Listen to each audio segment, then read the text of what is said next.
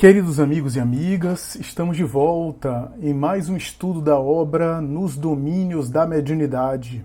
A obra Nos Domínios da Mediunidade é uma parceria entre o médium Chico Xavier e o espírito André Luiz. No dia de hoje, iremos examinar mais um capítulo desta obra que estamos examinando capítulo por capítulo neste canal que é o Raciocínios Espíritas. Temos analisado, temos nos dedicado a explorar aqui no sentido de estudar cada capítulo desta obra. Aliás, de maneira mais elástica, abrangendo mais, a gente está estudando toda a obra do espírito André Luiz, desde nosso lar, que a gente estudou em um grupo presencial, infelizmente o conteúdo não foi gravado, mais tarde os mensageiros, e a partir de Missionários da Luz, o estudo que era presencial, depois se tornou semipresencial e também presencial com gravação e disponibilização do conteúdo, a partir do Missionários da Luz, capítulo por capítulo, tem sido lançado também para aqueles que queiram acompanhar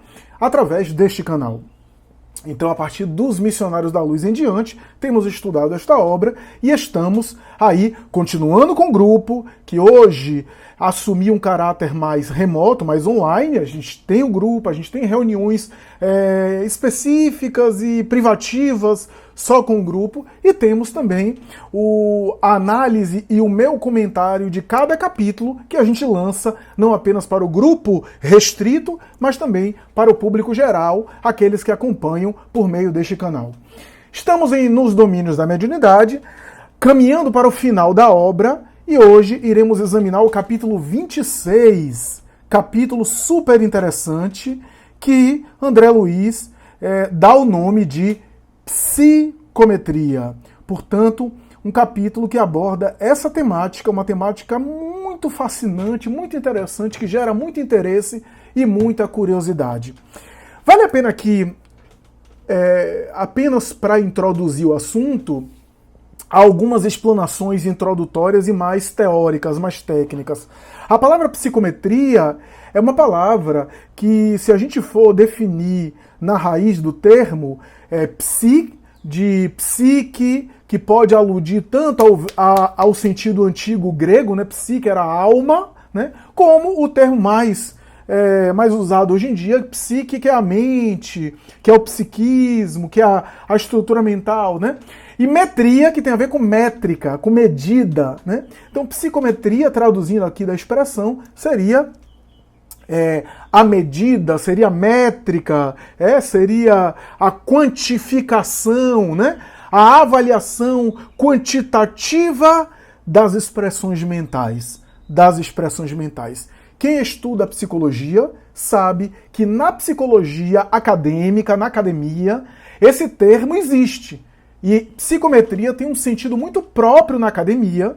Psicometria significa na academia uma área específica da psicologia. Eu me lembro da minha época de graduação, quando eu era graduando de psicologia, e quando eu fui ter aulas sobre avaliações psicodiagnósticas, né, exames psicodiagnósticas, né, na minha época acho que era avaliações psicodiagnósticas 1 e avaliações psicodiagnósticas 2, né, cada um dessas disciplinas comportava um semestre na faculdade.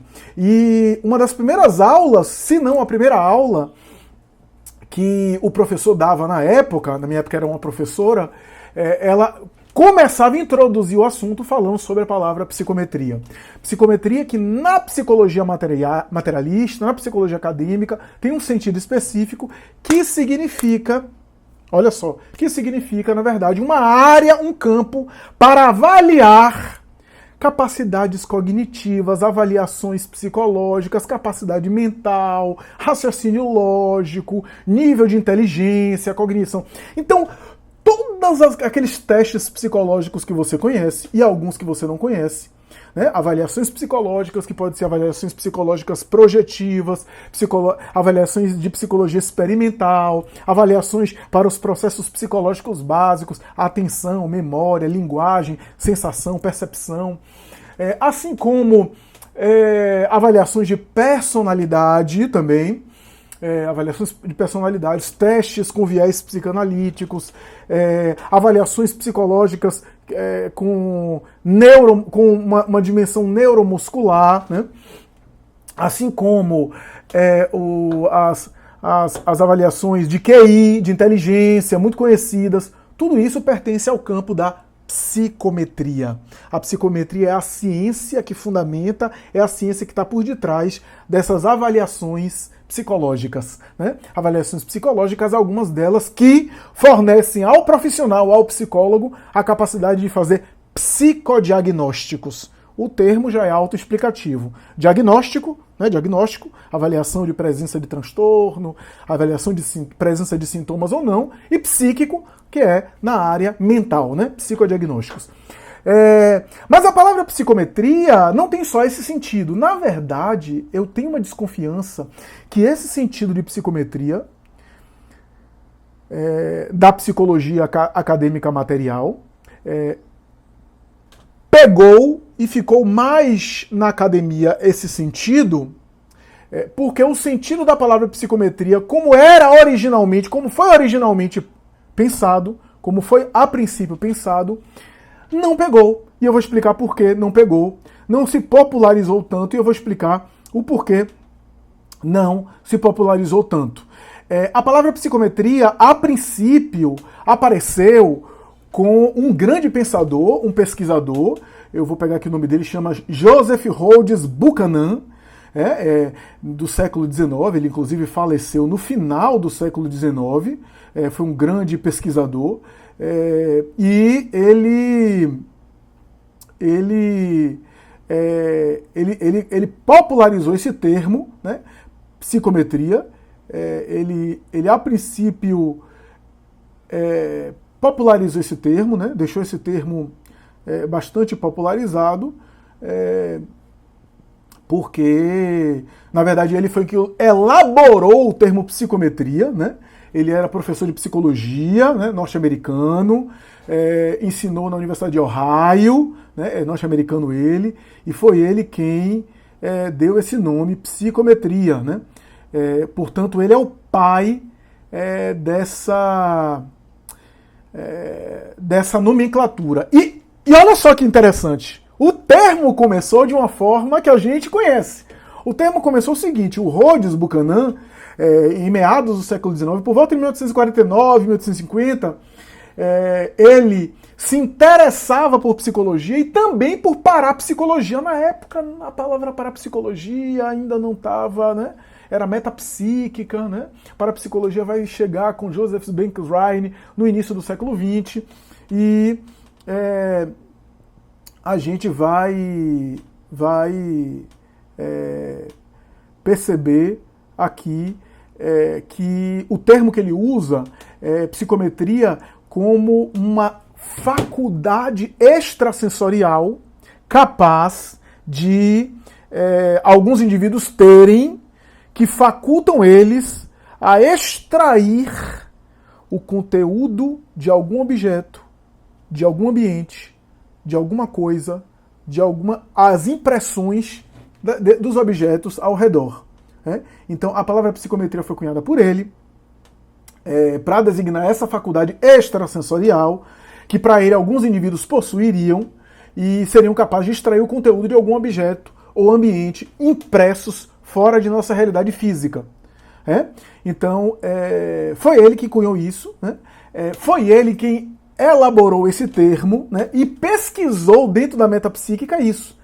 Alguns paranormais pegavam, por exemplo, um objeto, ali concentravam e pareciam ter acesso a uma pregnância, uma espécie de DNA, uma espécie de impressão digital é melhor, impressão digital que ficou no objeto. Como a impressão digital, né?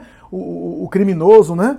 Pegou em algum objeto, pegou em uma arma e matou alguém, fugiu, e aí faz a avaliação da impressão digital e encontra ali na arma, no objeto, a impressão digital ligada a alguém, né? Vai no banco de dados, a gente vê essas avaliações. Então, é como se fosse uma impressão digital psíquica que o sujeito deixasse no ambiente ou nos objetos, e esses sujeitos paranormais teriam essa capacidade de acessar isso daí. Ele pesquisou muito, né? Mais tarde, o pesquisador italiano Ernesto Bolzano, um dos maiores pesquisadores sobre o assunto, lançou uma obra fácil de achar, chamada Enigmas da Psicometria, que Bolzano analisa inúmeros casos, né? Inúmeros casos de psicometria, e ele vai adicionar algumas coisas que o Buchanan não pensou, né?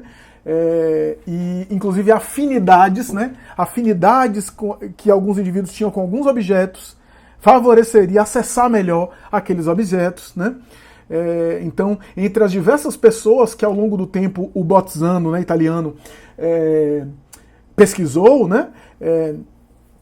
E que o sensitivo conseguiu perceber, o sensitivo conseguia perceber, por exemplo, esse objeto pertenceu a muitas pessoas, até chegar a mim. Aí o sensitivo pega e ele tem uma visão, ou tem uma percepção, não de todas as pessoas, mas às vezes de uma pessoa só, e consegue ter recebe alguns dados daquela pessoa, e quando ele foi pesquisar, aquela pessoa é que tinha a maior afinidade emocional, afetiva com esse objeto. Então ficou mais impregnado, né? E isso foi Ernesto Bolzano que vai dizer que isso tinha uma força maior, né? Na área de psicometria. Mas é importante dizer que o Charles Richer, prêmio Nobel de Fisiologia, um dos pais da fisiologia moderna, prêmio Nobel de Medicina de 1913, o Richer, ele examinou casos de psicometria e ele considerou que a palavra psicometria não era uma palavra boa. Ele escrachou, inclusive ele tem um texto que ele fala, que é um termo inapropriado, que é um termo que deve ser abandonado, que é um termo bizarro, ele chega a usar essa expressão, é um termo bizarro. Por quê? Porque Richer, no Tratado de Metapsíquica, uma obra muito importante, ele é um dos pais da metapsíquica, essa obra é tão importante que ele conheceu Freud pessoalmente e deu de presente a Freud, que nunca vai ler por preconceito acadêmico. O Richer examinou muitos médiuns, muitos sensitivos, e lançou essa metapsíquica. Infelizmente, o Richer, nas suas conclusões, defende que todos os fenômenos psíquicos não têm nada de espírito. Ele defendia que todos esses fenômenos ditos espirituais e mediúnicos é tudo produzido pela mente da pessoa. E como psicometria, em grego, na raiz grega, psique, né, a expressão grega psique ou psique, e metria métrica, daria a ideia de métrica da alma, né, qualificação da alma, e Richer tentava resistir a qualquer tipo de coisa que designasse questões relacionadas à alma. Ele preferia outro termo que não era o termo psicometria. Ele usava um termo específico, cadê? Ele usava a expressão criptestesia pragmática, né? Alguns autores chamam de metagnomia tátil, e o próprio Richer também falava de telestesia. Telestesia é uma espécie de telepatia, só que ao invés de ser telepatia, eu leio a mente de outra pessoa. Telestesia, eu leio a mente, entre aspas, o psiquismo dos objetos, né? Mas a expressão que Richer mais usava era criptestesia pragmática. Era essa expressão que ele usava porque ele achava que era produzido pela mente da pessoa. Gabriel Delany e outros pesquisadores também examinaram a psicometria com fatos extraordinários. Leon Denis também cita o próprio Delany, examina alguns casos de psicometria. E também o professor e escritor Hermínio de Miranda tem uma obra específica chamada Consciência Cósmica, que ele estuda. Essa obra é uma obra fininha, pequena, que ele estuda especificamente sobre a psicometria. O Hermínio já tinha examinado a psicometria de uma maneira mais sucinta na obra Diversidade dos Carismas, e o Hermínio tem uma colocação muito interessante, que é uma síntese de Gabriel Delany, de Leon Denis, entre outros. Ele defende a ideia de que a psicometria é uma espécie de faculdade anímica, que se assemelha a uma clarividência. Enquanto a clarividência é uma visão psíquica à distância, Olha só que coisa interessante de Hermínio, né? O que é a clarividência? Eu estou aqui, eu entro em transe e vejo, não com os olhos físicos, mas com o olho da alma, né? Kardec chamava de dupla vista, ou segunda vista, e eu vejo um acontecimento que está se dando, sei lá na minha casa, ou está se dando a quilômetros de distância em outra cidade. Eu vejo à distância. Não foi meus olhos físicos, mas foi algo em mim que viu, que visualizou, que penetrou psiquicamente lá. Essa é a clarividência, também chamada visão psíquica à distância. Olha só que coisa interessante. A pré-cognição, expressão da parapsicologia, e a retrocognição seriam visões psíquicas do futuro, pré-cognição, ou retrocognição, visões psíquicas do passado, que se assemelham também à clarividência. Só que a clarividência é uma visão psíquica à distância no espaço. A retrocognição e a pré-cognição seriam faculdades anímicas e uma espécie de visão psíquica de clarividência não distante no espaço, mas distante no tempo. Uma espécie de visão psíquica ou uma espécie de percepção psíquica distante no tempo e não no espaço. A psicometria, o Hermínio de Miranda vai dizer que na psicometria a gente tem uma visão psíquica, uma clarividência dos objetos. Então, em vez de eu visualizar psiquicamente à distância no espaço, eu visualizo através do objeto à distância no tempo e no espaço. Para Hermínio de Miranda, a psicometria é um tipo de clarividência. É uma derivação da clarividência. É uma faculdade anímica. É uma faculdade da alma. É uma sensibilidade psíquica. No capítulo que a gente está estudando, o Aulus chega a chamar isso de sensibilidade psíquica. Então, isso é super interessante. É uma sensibilidade psíquica. Muito bom, muito interessante. Essa é a introdução que eu gostaria de fazer, porque André Luiz, nesse capítulo que estamos estudando, vai adicionar um elemento a mais. O elemento mediúnico. Um elemento que passa despercebido de muitos pesquisadores. Ele vai dizer que na psicometria, invariavelmente, quase sempre, existe um elemento mediúnico. Um elemento também espiritual. Porque, a princípio, se é uma faculdade anímica, pessoas têm, não precisa de espírito. Então não é mediúnico. É que nem sair do corpo. É emancipação da alma, não é mediúnico, é anímico. Para eu sair do corpo durante o sono, eu não preciso de espírito. É só eu adormecer e a alma se desprende do corpo. É uma capacidade anímica. Mas, quando eu me desprendo do corpo, entro em contato com outros espíritos e recebo informações de outros espíritos, recebo dados de outros espíritos, e ao acordar eu relato esses dados, aí eu já estou sendo médium. A faculdade de sair do corpo é anímico, mas quando eu entro em contato e estou no meio, médium aquele que está no meio, médium, meio, se estou no meio do mundo espiritual e mundo material, e eu volto ao corpo e relato experiências, já estamos diante de uma faculdade mediúnica. Hermínio de Miranda, André Luiz, complementando Gabriel Delany, Leon Denis e Hermínio de Miranda, Ernesto Bozano também vai dizer que, para além da capacidade anímica da psicometria, existem fatores mediúnicos envolvendo aquele fenômeno. E é isso que a gente vai examinar aqui. O capítulo começa com Aulus não tendo muito tempo para algumas explicações. Hilário e André Luiz querem tirar algumas dúvidas do capítulo passado, né, das experiências que a gente viu no capítulo passado, mas Aulus muda de assunto e aí, em determinado momento, sai pelas ruas e praças com eles e vão até um museu. Nada melhor do que um museu, né? Objetos antigos, objetos que pertenceram a muita gente ali, né? Eles entram no museu e para... Aulus quer passar um ensinamento, transmitir um ensinamento para André Luiz ali, a partir daquele momento. E aí, Aulus diz, numa instituição como esta, é possível realizar interessantíssimos estudos. De certo, já ouviram referências à psicometria, em boa expressão, sinonímica, como é usada na psicologia experimental, que eu falei, significa registro, apreciação da atividade intelectual. Entretanto, nos trabalhos mediúnicos, esta palavra designa a faculdade de ler impressões e recordações ao contato de objetos comuns.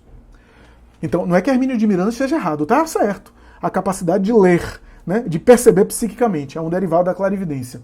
Passamos por longo portal e no interior do edifício reparamos que muitas entidades desencarnadas iam e vinham de mistura com as pessoas que anotavam utilidades de outro tempo, com crescente admiração.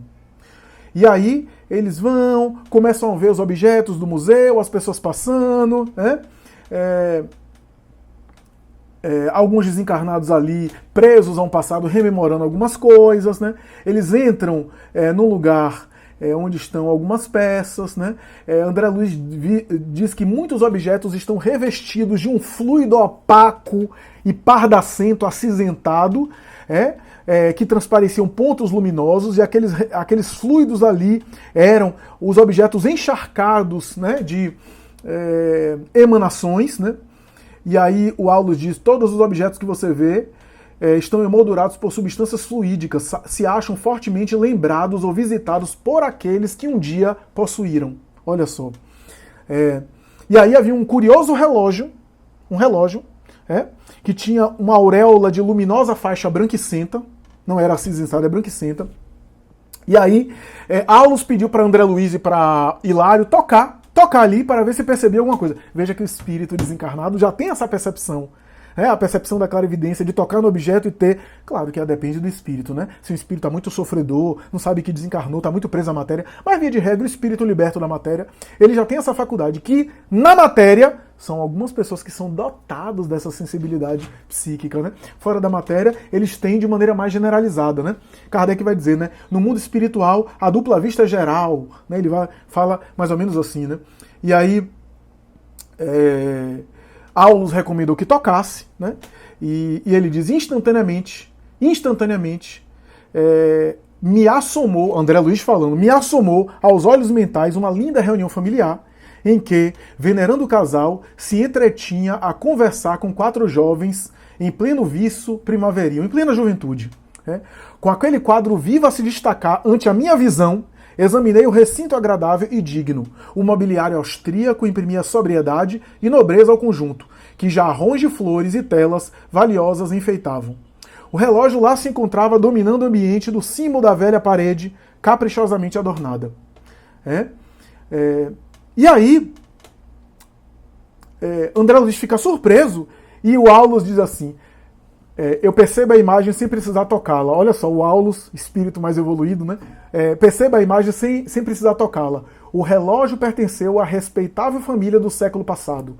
Conserva as formas, pensamentos do casal que o adquiriu e que, de quando em quando, visita o museu para a alegria de recordar.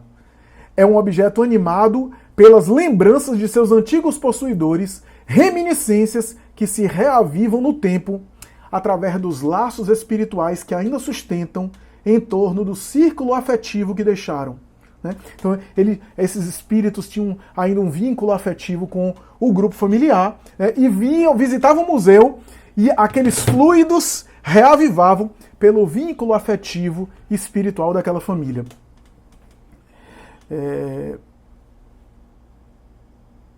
E aí o orientador diz: o relógio está envolvido por correntes mentais dos irmãos que ainda se apegam a ele. Olha só. O relógio está envolvido pelas correntes mentais dos irmãos que ainda se apegam a ele. Assim como o fio de cobre, na condução da energia, está sensibilizado pela corrente elétrica. E aí Hilário diz assim: então, se a gente tivesse interessado em conhecer esses companheiros e encontrá-los, um objeto nessas condições seria um medidor para localizar os indivíduos e conseguir conhecê-los? O Aulus diz: perfeitamente, é isso mesmo. Usaríamos para isso alguma coisa em que a memória deles se concentra. Tudo o que se nos irradia do pensamento serve para facilitar essa ligação. E aí o Aulus faz uma explicação maravilhosa, recomendo ler. Ele fala que o nosso pensamento se espalha e é a nossa impressão digital. E aquilo que a gente se liga, os espíritos benfeitores podem nos achar. Se é muito baixo, os espíritos inferiores também podem nos achar. Ele faz uma metáfora do cão, né? tem alguma coisa cheirando, o cão, com a sua sensibilidade afetiva, vai nos encontrar, vai encontrar aquilo que está cheirando, né? Então, é super interessante. E aí ele fala que fora do mundo material, essa sensibilidade é maior, mas no mundo material, uma ou outra pessoa tem, né? E aí o Hilário pergunta uma coisa interessante. Então, nós desencarnados conseguimos essa localização por psicometria em quem está no corpo físico denso. Mas aqui no mundo espiritual, a gente só consegue localizar pessoas que estão com pensamento fixo, que estão em condição menor que a gente. Mas os espíritos superiores a gente não consegue localizar. E aí Aulus dá uma explicação maravilhosa. Ele vai dizer, sim, aqueles que atingiram uma elevação que não somos capazes de imaginar, remontaram a outros planos, transcendendo o modo de expressão e de ser. O pensamento deles vibra em outra frequência. Naturalmente, eles podem nos acompanhar e nos auxiliar, porque é da lei que o superior venha ao inferior, quando queira. Contudo, por nossa vez, não nos é facultado segui-los. Olha só, aqueles que estão em cima podem descer para ajudar, mas aqueles que estão embaixo não necessariamente, pelo menos não imediatamente, conseguem acessar aqueles que estão em cima.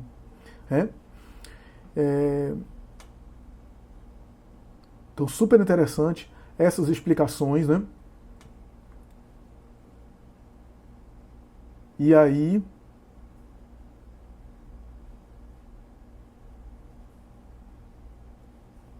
o Hilário, o André Luiz tiram algumas dúvidas, perguntam sobre essa questão dos objetos, né? Da capacidade de localizar, e o Aulus confirma que sim, que esse é um estudo super interessante. Diz que as almas e as coisas, cada qual na posição em que se situam, algo conservam do tempo e do espaço, que são eternos na memória da vida. Olha só. E aí, em determinado momento, eles vão para outra sala do museu e ficam numa tela, uma tela do século XVIII, possivelmente uma tela veneziana pelas características, né? Um quadro veneziano, uma preciosidade ali isolada, né? E aí, Aulus, André Luiz, aliás, Aulus pede André Luiz a Hilário para tocar, para concentrar naquele objeto, e eles não veem nada. Eles não visualizam nada. Eles não percebem nada, né? E aí, o Aulus diz assim: este quadro será interessante registro. Oferece-nos informações acerca dos ingredientes que o constituem. Entretanto, não funciona como mediador de relações espirituais, por se achar plenamente esquecido pelo autor e por aqueles que provavelmente o possuíram. Então ele passou de mãos, mas aqueles que o possuíram esqueceram dele. Nenhum espírito que possuiu estava apegado a eles, apegados a ele. Então, ali, estava ok. Olha só. Então não tinha nenhum tipo de pregnância que eles podiam acessar. E aí eles foram em outra sala do museu. E em outra sala tinha 2 cavalheiros e 3 mulheres ali presentes, né, olhando um espelho antigo ali no museu. E aí André Luiz, a equipe espiritual, já viu uma jovem desencarnada com uma expressão de grande tristeza. Uma das mulheres presentes teve um elogio, começou a fazer um elogio rasgado ao espelho. Imediatamente, a jovem desencarnada se levantou, foi atrás dela, irritada, e começou a bater, a tatear nos ombros dela, a bater nos ombros dela. A mulher que havia proferido isso tremeu, começou a tremer, involuntariamente, teve um calafrio, começou a ter um calafrio, e falou para os companheiros: aqui tem um negócio estranho, eu estou sentindo um negócio estranho, senti um sopro frio, como se fosse um negócio assim fúnebre, um negócio assim que vem de câmara funerária, e aí alguém soltou uma piada, todos começaram a rir, e aí passaram para, vamos sair daqui, e passaram para outro lugar, para outro lugar do museu, para outro recinto do museu. E aí, quando todo mundo saiu e ela ficou sozinha com o espelho, ela voltou a se acomodar e ficou ali contente, naquela posição, sozinha. A contemplar, André Luiz diz, a contemplar o espelho sob estranha fascinação. E Aulus diz assim: do pequeno conjunto das visitantes, aquela irmã que registrou a aproximação da jovem sob o nosso exame é portadora de notável sensibilidade mediúnica. Se educasse a sua mediunidade e sondasse concentrando o espelho, entraria em relação imediata com a moça, que ainda se apega a ele desvairadamente. Receber-lhe-ia as confidências, conheceria o seu drama íntimo, porque imediatamente lhe assimilaria a onda mental, senhoreando-lhe as imagens. Olha só, entraria em conexão com ela, por um transe, talvez até um transe de incorporação, de psicofonia. E aí, Hilário começou a perguntar: o que é que essa moça faz aqui? Qual é o motivo dela estar assim, protegendo esse espelho, agarrada a esse espelho, apegada a esse espelho? E aí o Aulus diz assim: olha, eu toquei no objeto antes para me informar. Este espelho original foi confiado a essa jovem por um rapaz que lhe prometeu o casamento. Vejo-lhe a figura, aqui na tela mental, romântica, nas reminiscências dela. O rapaz era um filho de franceses asilados no Brasil no tempo da Revolução Francesa de 1791. Menino ainda, chegou no Rio de Janeiro e aí cresceu e se fez homem. Encontrou ela e conquistou-lhe o coração. Quando arquitetavam projetos de casamento, depois de uma mais íntima ligação afetiva, quando André Luiz fala de mais íntima ligação afetiva, eu deduzo aqui que ele está falando de um contato sexual, que na época esse contato sexual sugeria um compromisso maior, né? Uma mulher que tinha um contato sexual, né? Havia um compromisso maior, e o homem tinha que honrar com aquele compromisso, né? Aquela vinculação, né? Então, encontrou, conquistou o coração. Quando arquitetavam projetos de casamento, depois da mais íntima ligação afetiva, a família estrangeira, a família do rapaz era francês, ele era filho de francês. A família estrangeira, animada com sucessos de Napoleão na Europa, retornou à pátria. O moço ficou desolado, mas não desacatou a ordem do pai. Despediu-se da noiva e lhe implorou guardasse a peça como lembrança. Deu para ela esse espelho de presente, até que ele pudesse voltar e seriam então felizes para sempre. Felizes para sempre. Contudo, distraído na França pelos encantos de uma outra mulher, não voltou mais. Depressa esqueceu as responsabilidades e compromissos que deixou, tornando-se indiferente àquelas responsabilidades e diferente, assumiu outra conduta. Mas a pobrezinha, no entanto, se fixou nessa promessa e ficou ali agarrada àquele espelho a vida inteira. Desencarnou e continua esperando. O espelho é o penhor da sua felicidade.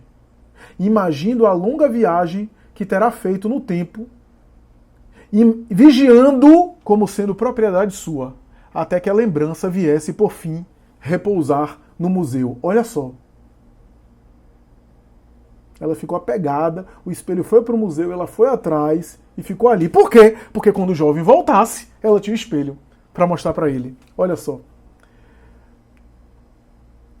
E aí o André Luiz disse: então as histórias de joias enfeitiçadas têm algum sentido? Aulus disse: sim, tem algum sentido sim. Mas não é a joia que é enfeitiçada, são as mentes envolvidas com aquela joia, apegadas naquela joia, que as enfeitiçam. Né? E aí Hilário diz: e se alguém comprar essa joia, pegar essa joia para si? Se alguém pegar essa joia para si, arcará com a presença da jovem que irá com ele e fará presença a ele. E aí Hilário diz assim: mas isso é justo?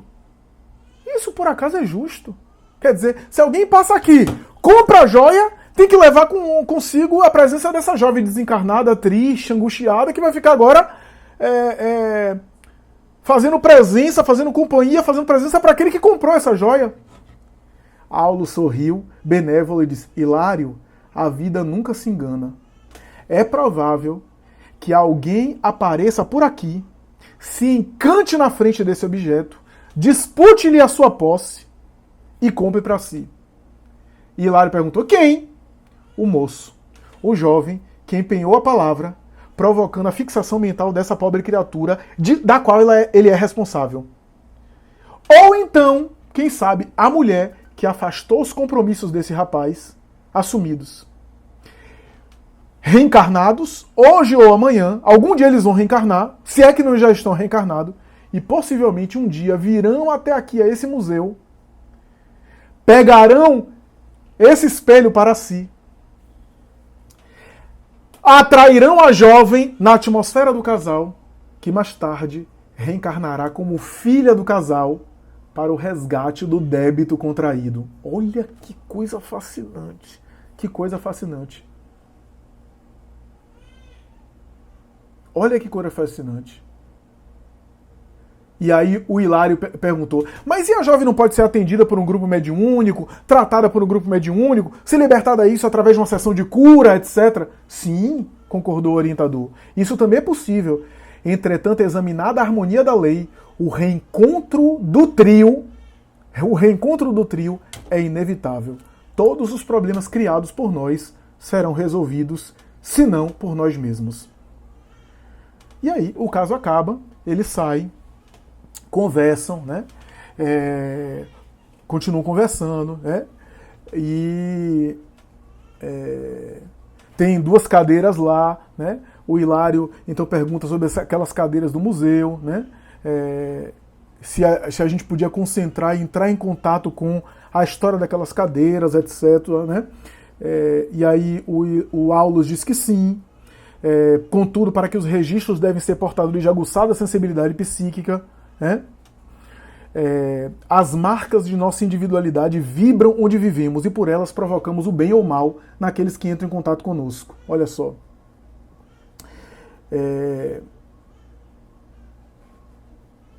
Então, veja que por meio dos objetos a gente pode ter um contato mediúnico. A faculdade de psicometria é anímica sim, mas pode ser também mediúnica. Geralmente, as irradiações dos objetos são mantidas por seres desencarnados. O psicômetra, aquele que tem sensibilidade de psicometria, ao entrar em contato com essas experiências, ele também, invariavelmente, vivencia um fenômeno também mediúnico, em contato com as entidades que estão vinculadas àquele objeto. E ao entrar em contato com as entidades que estão em contato com aquele objeto, por meio do objeto a gente acessa o mundo espiritual. Olha só. Tanto é que a última pergunta é: e tudo que observamos é mediunidade? Olha o que Aulus responde: sim, apesar de os fatos dessa ordem serem arrolados por cientistas sob denominações diversas, entre elas a criptestesia pragmática, ele está citando Richer, a metagnomínia tátil, a telestesia. E conclui dizendo: em tudo vemos integração, afinidade e sintonia, e de uma coisa não temos dúvida: através do pensamento comungamos uns com os outros em plena vida universal. Bom, amigos, é isso. Só para concluir, eu me lembro de um caso de Chico Xavier, que está na obra Chico de Francisco, e talvez esteja na obra também Lindos Casos de Chico Xavier, que se conta que um casal que chegou a Chico foi orientado por Chico. O Chico deu o evangelho e disse para esse casal: volte a casa e faça evangelho no lar. E eles: vamos fazer toda semana. Pois é, daqui a 20 anos, vocês vão receber um presente da espiritualidade maior. Um presente. Eles fizeram evangelho no lar durante 20 anos. Quando deu 20 anos, o casal lembrava. Uma coisa que Chico disse, o casal lembrava. Na semana que completou 20 anos, a casa deles foi assaltada e um objeto, uma joia de valor, foi roubado por ladrões, por assaltantes. E ao ser roubados por assaltantes, por ladrões, foi adiante. Foi roubados e eles não tiveram mais esse objeto. Perdeu o objeto, um objeto que era um objeto de muito valor para a família, né? Era um objeto de muito valor para a família, e eles simplesmente tiveram ali a perda desse objeto. Perderam o objeto, ficaram tristes, E aí lembraram que Chico falou que eles iam ganhar presente. Quer dizer, nem ganhou presente, porque eles não notaram nada de especial, e ainda por cima perderam aquele objeto que eles tinham tanta consideração, uma joia valiosa e que tinha um valor sentimental. Pois bem, eu acho que era uma joia da família, de antepassados deles, enfim. Pois bem, quando aconteceu isso, eles foram a Chico. O Chico, e relatou o caso a Chico. Chico disse, o presente era esse, meus filhos. Mas como que presente é esse? Eu vou contar uma coisa. Essa joia preciosa foi objeto de muitas mortes. Muita gente matou e se matou por conta dessas joias. Essa joia estava acompanhada de dezenas de espíritos que ficavam na atmosfera da casa. O evangelho no lar que vocês fizeram encaminhou 80% das entidades, foi sensibilizada e tomou rumo. Foi encaminhada, reencarnaram, né, mudaram de conduta, se transformaram para melhor e foram adiante. Mas 20% eram muito apegadas. Esses, só mais tempo. E estavam prejudicando a atmosfera da sua casa. E como vocês não mereciam isso, a espiritualidade permitiu que essas entidades obsessoras induzissem ladrões para que esses ladrões pegassem o objeto e levassem adiante. E vocês então estão agora livres dessas entidades agressivas e estão com defesas magnéticas na casa. Olha só a sapiência de Chico Xavier. Aliás, só para concluir, eu queria concluir com isso, mas me lembrei que Chico Xavier tinha uma sensibilidade de psicometria extraordinária. Arnaldo Rocha conta, isso está em Chico Diálogos e Recordações, está em outras obras de Arnaldo, que foi um grande companheiro de Chico. Arnaldo conta que quando chegavam as cartas para Chico, que eram milhares de cartas, ele dizia, Chico, como é que a gente vai separar essas cartas todas? São muitas cartas que a gente precisa separar. Os pedidos de psicografia, né? Os pedidos de psicografia, alguma pergunta pessoal que precisa de resposta pessoal, né? Os pedidos de prece, né? O pedido de alguma doação material, de alguma cesta básica, né? Pedidos por oração, né? Um conselho pessoal. A gente precisa separar tudo isso. Arnaldo Rocha disse que Chico pegava na carta e dizia, aqui é um pedido de uma mãe para uma consolação porque o filho se suicidou. Aqui, Naldinho era o apelido de Arnaldo. Aqui, Naldinho, é um pedido de uma doação material. Aqui já é um pedido de uma psicografia consoladora. E ele ia separando sem abrir a carta por psicometria. Por psicometria. O Divaldo diz que quando levou a obra Sublime Expiação, ele pegou na obra e tinha uma pessoa falando com ele, ele começou a conversar com a pessoa desabafava, e ele com a obra segurando na mão, não abriu o livro, eram os originais, a obra não tinha sido publicada ainda. Chico estava com os originais, Divaldo levou para Chico ler. E aí a pessoa começou a falar sobre um local em Madrid, em Barcelona, na Espanha. E aí ele disse, esse local é muito bonito. Eu tenho uma reminiscência que Emmanuel me deixou ver de uma existência passada, quando eu passei por Madrid, segundo Emmanuel, eu tinha passado por Madrid e por Barcelona, e estive inclusive em um hospital tal, nessa região, que inclusive está na página 100 e pouco do livro do Divaldo, que ele acaba de me entregar, o livro Sublime Expiação, não é, Divaldo? Ele lia por psicometria. Eu tenho uma amiga pessoal que levou uma carta para ele com um desabafo de alguém que ali desabafava para Chico, pedindo uma orientação de Chico, inclusive se deveria fazer uma regressão para ver ao passado em relação àquele drama, um drama familiar e afetivo. Chico pegou a carta, segurou a carta e disse, minha filha, tem coisas que é melhor a gente não querer saber do passado, o véu do esquecimento, né? E falou para ela que aquele tipo de coisa não era interessante querer vasculhar o passado reencarnatório. Respondeu a ela a carta, pegando na carta sem abri-la, por psicometria, né? Então, são fenômenos extraordinários. É isso, meus amigos, espero que vocês tenham gostado. Esse é o capítulo 26, Psicometria, do livro Nos Domínios da Mediunidade, e até a próxima, se Deus quiser. Muita paz para todos.